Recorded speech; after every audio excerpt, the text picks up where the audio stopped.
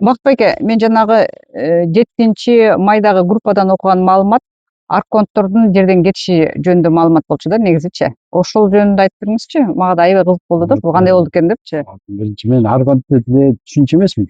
Бир цивилизация деле койчумун да. Бирок алар ушунчалык адамзатка үстөмдүк кылып, адамзаттын ошол сознаниясын аңсызын кулпулап, кандайдыр бир карап келген да. Коркунуч менен. Коркунуч салган, ар кандай нерсе, даже өлүмдү да ошондон жаралса деп койдум да. Баардык нерсени жаратып бизди кулпулап келген да.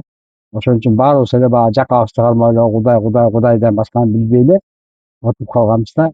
Кудай эмнеге Кудай деп атканыбызды түшүнбөй элебиз да. Себебинде аргонттор өзү бизге как Кудай сымал ааламдан башкарып жүргүзүп калган да. Эркиндигибиз бугулуп калган. Мисалы кой пендебиз, пендечилик, буну кылдыш керек, буну чыга албай калганбыз да бир рамкаданчы. Мына ушундай бир коркутуу сезимдерди салып отуруп, өлүм бар, тосок бар деген булардын баары ошол биздин адамзаттын сознаниясын өзгөртүш керек болгон. Чектеш керек болгон да. Анан ошол ушуларга чейин кармап келген, ошонун баарына ар кандай жолдор мен айтып аткам, мисалы колесо сансар деп да коет экен, айлампа жол. Мисалы 26 000 жыл болсо, 26 000 жылдан бери биз ушунда айланып келатабыз, кайра жаралып айланып, көбүсү үстүнө чыга албай келатканбыз. Мына ошол кезде бүтүп атат да. Ошол немеде алынган болчу, колесо сансар же айлампа жол бүткөн болчу да. 12-жылы бүткөнбү? Жок, ошо жакында эле бүттү. Алынып салынды да полностью. Бирок анын инерциясы иштеп атат да. Анан ошентип жүргөн бул аргонттор жөнүндө анан жакында ошол эле ордодо отуруп анан ошол алынды деген сезимдер келип, таң калып отуруп, анан бул шаадат деген ойлогон го ордодо. Алар да келип калды, башка балдардын баары ошону тастыктап баарыбыз. Ошону алынгандан кийин анан жанагындай кванттык талаалар орноп атат да. Өзү азыр аң сезим, эгер ал курчап турса, возможно биз коркуу сезим менен чыга алмаган эмеспиз. Кака баратабыз депчи. Мына ошо коркуу сезимдердин баарын алып, ошо жараша илимдерди берип, анан ушул силерди кармап турган ошол күчтөрдүн баары кетти. Кеткенде да мындай кандай жакшы ыраазычылыктар менен кетти да. То есть алардын да келген милдети биздин сознанияны өстүрүш керек болчу да. Ушуга чейинчи.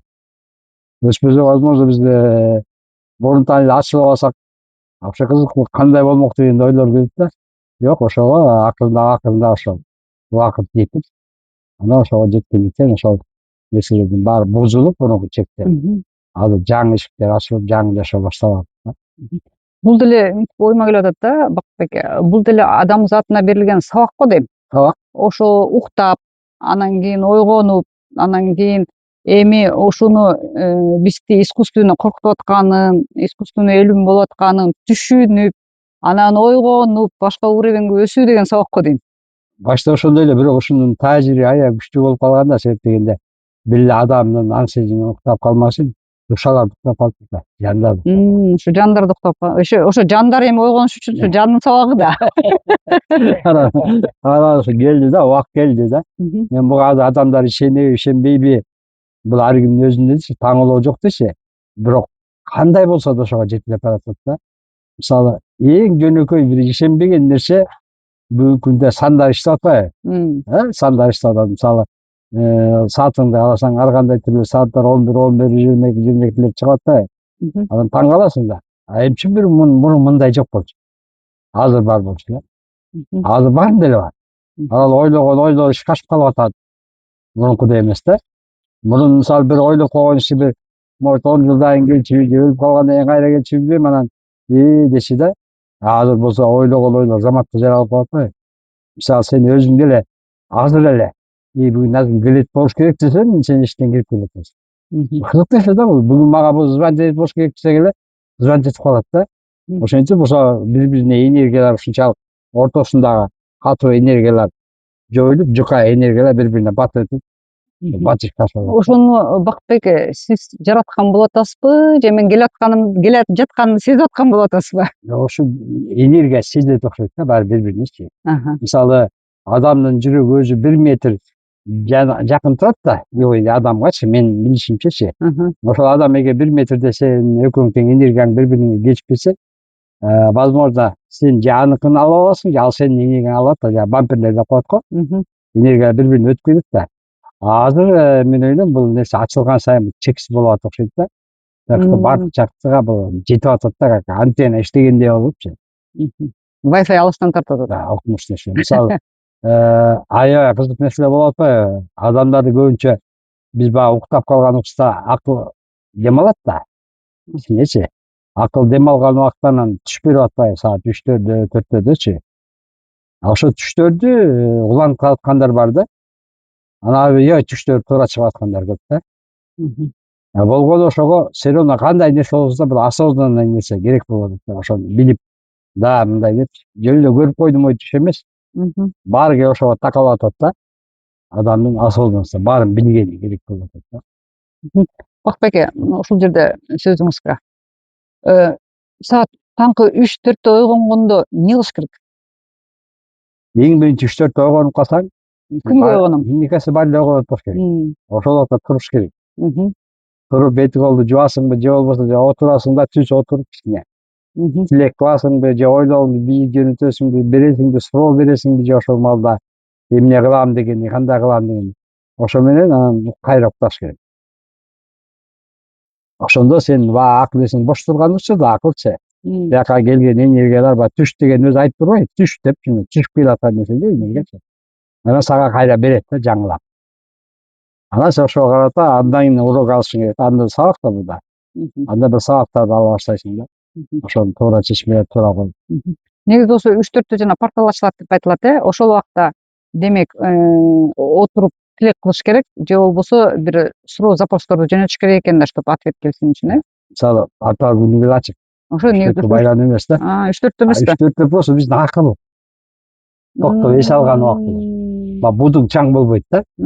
Ошондо анан Таза. тынчтык акыбалда болот да, мисалы, более менечи. Ошол маалда келаткан энергияны сага түз жайгашына жол болот да. Атакында азыр деле келип туруп биз аны кабыл албай атпайбы? Коюбуз ар жакта чачырап жүрөт. Мисалы, кандай мен ошо практикаман көрдүм да. Кандай оору болобу, кандай кыйынчылык, кандай көйгөй болобу, баардык нерсе тынч акыбалга киргизе салсаң өзүң, ээриген акыбалга, тынч акыбал, жоксуң сен. Ошол маалда жазасаң болот да, тоже квантовый таба сыяктуу эмнени жазасаң болот. Ооруңду алып кырсаң болот. Байлыкты чакырып алсаң болот, баарын кылып алсаң болот. Буга чейинки мен кванттык талаага чейин мен билчүмүн да бул илим бар экенин. Ошол эң нерсе ушунчалык тынч акыбал. Тынч акыбалда бир кызыктай нерсе болот да, кызыктай түш көрөсүң, кызыктай акыбал болот. Анан ошол акыбалда сенин энергияң көрсө высокий неме, вибрацияң жоголбой турбайбы? Аябай бир сонун акыбалда, тынч акыбалда вибрацияң аябай жогорот. Жогоргондо ошол эле мен ойлойм ошо квантовый талаага кирип кетет. Сен аны жаратып атасың. Аябай сонун да. Ошону керемет. Жана сиз айтып аткан, например, азыр действительно окшош цифрларды аябай көп байкайм да. Ошондо байкадык. Анан ошондо эмне деп кабыл алышыбыз керек? 11 болуп калды да. 11 сен жана Сюсай беле илимин. Сюсайдын бир начало. Ай башта начало, сен туура жолдосуң деген сөз болот. Эгерде бири-бирди көрүп калсак, бири-бирин. Аны эки-экине көрүп калган болсоң, бул сен мындай илим алмаш, батыраак бирдеңке ал, сенде бар нерсени ойгот деген сыяктуу да, ушундай түрлүү да. Эгер 3-4 болуп чыгып калса, бул сен Кудай менен бирсиң деген сөз да. Мен жазган учур чыкта да бар. Сен Кудай менен бирсиң, мына биригип атасың депчи.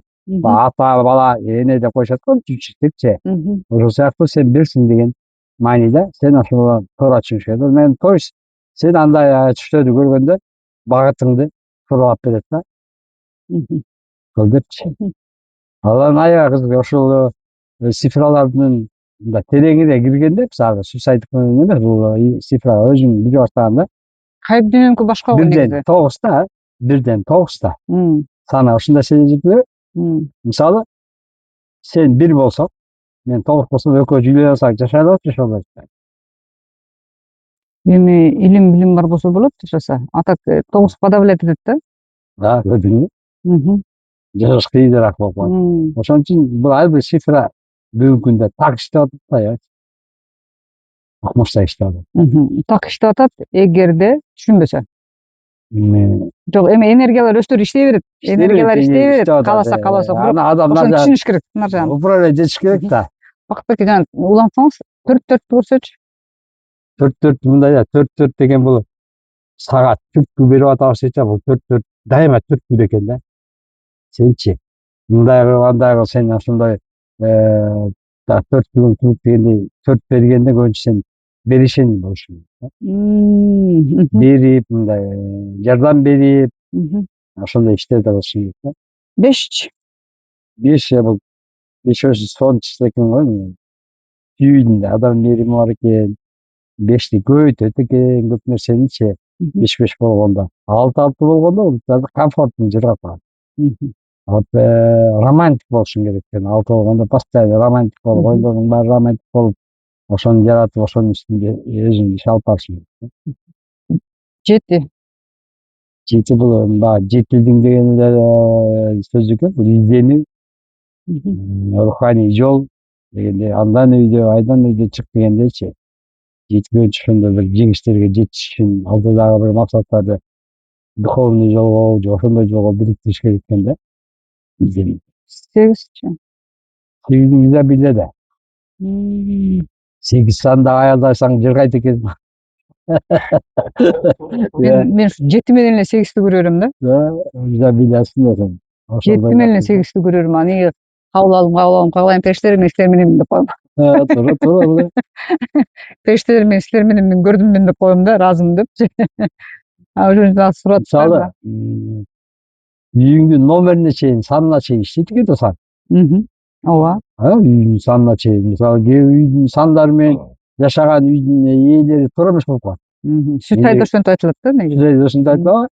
Энергетикалар туура эмес болуп калат экен. Ошону тууралаш керек да. Баягы сан менен иштегенде ошонун баарын тууралаш керек. Ооба. Себеп дегенде илгери эле укчук го сан ааламдан, сандан турат аалам депчи. Ооба. Чынында все математика экен да. Ооба. Соң керемет. Эми 9-ту деле айтып койбойсузбу Бакытбек ака? А то элдер 8-ге чейин келип анан 9 деген көргөндө билбей калышпасын. 9 деген бул жыйынтык да. Сенде баары бар деген сөз да. Ар бир нерседен бар ошол сандардын баары ошончо сен ошого жетилдиң, ошону деген жыйынтыгы дальше эмне? Жыйынтык жашоо. Мисалы, меники 9 болот. 27-де. Биринчи эмесмин да. Ошо тиягыда бар сенде ошо нарса духовный жолго өтүшкө ошол сан түрткү берген экен да. Ошого жараша сен түшкө өтүп окшойсуң, ошого аталып нерселер шыйылып, ошентип сен даярсың. Давай өт деген сөз экен. Сиз азыр туулган күндөрдү айтып атасыз, А мен жана көчөдөн көрүп калган окшош сандар жөнүндө сурадым эле да. Көчөдө санды ошондой эле чечсе керек да, өзүнүн кызматтары ошондой да. Сонун, керемет Бакытбек. Бул киши жетилиш керек экен дейсиң. Бул киши мындай болсо мындай болмок эле дейсиң да. Мен адам алгандай ой жүгүртүп аргандай да. Сонун. Негизи кайып дүйнөдөгү сандар менен Сүтайдын сандары окшош экен да почти. Окшош эле. Мисалы мага сатаңкы 8 сан дейбизби? Кандай сонун саны? Чексиздик, изобилие бар. Мен 8-ти көргөндө ошентип коем, мен Манасатан ааламындамын деп. Туура. Адам ою укмуш да.